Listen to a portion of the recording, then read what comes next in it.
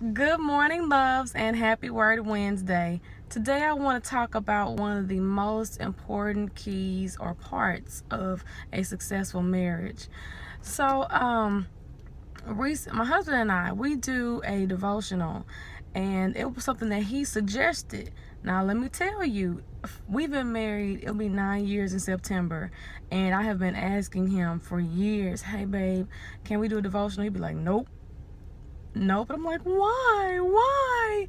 And, I get to whining and, but don't you want to grow closer? And he was not having it. So he's a man of God, of course, but he just didn't want to do it. And you can't make anybody do anything, especially a strong man. Now, women, if you think you can, or have the mindset that you can make your man do something, that's a whole nother subject that I'm not talking about today. So I knew that it was necessary for us to grow closer together spiritually, that we had to pray together and that we needed to read together and all that kind of stuff. But it took some years. I said it's going to be 9 years next month. And so it took some years. Now, sometimes we did pray together throughout the years, but sometimes life happens. You just kind of get away from it. But recently he was like, babe, let's do a devotional together.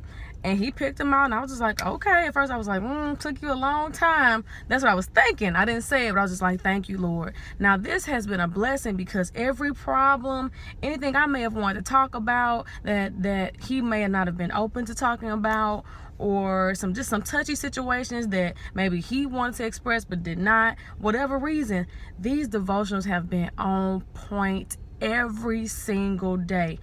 We have to have the hard discussions as married couples, and sometimes we just don't want to have them. Sometimes there's never a good time to talk about stuff. It's never a good time when he first gets off work or first thing in the morning, and just different times. So it's like, when do we have these conversations? And I'm just so grateful that he had the mind to start these devotionals. Of course, I believe that my prayers had something to do with it, but the fact that God is moving in his life and God is speaking to him. So I'm grateful as the priest of our home that he suggested that we do these devotionals. Now, ladies, if your husband is not open to that and has not expressed any kind of interest, just start praying. And the Bible also says that we need to pray and fast.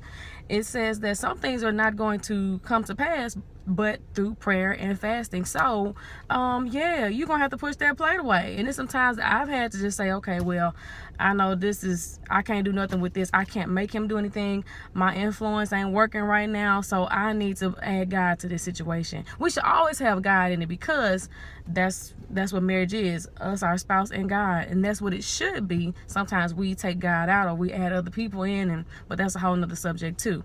But all I'm talking about is you really got to have that spiritual connection. You really want to grow together spiritually, because there's going to be a lot of things that's going to come against you and your marriage and your relationship with your spouse.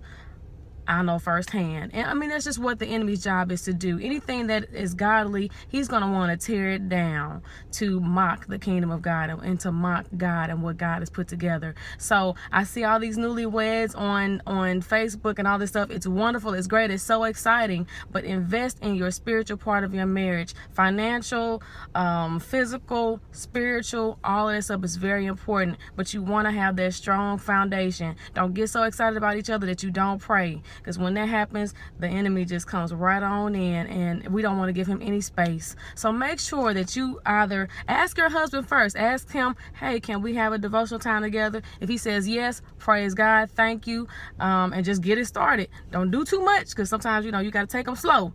But if he's not interested, just pray.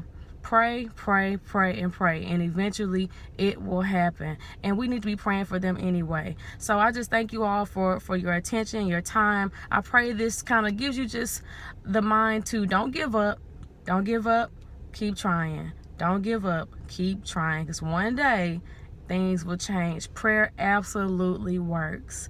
And when you and your husband, or you and your wife do it together, it makes things so much better.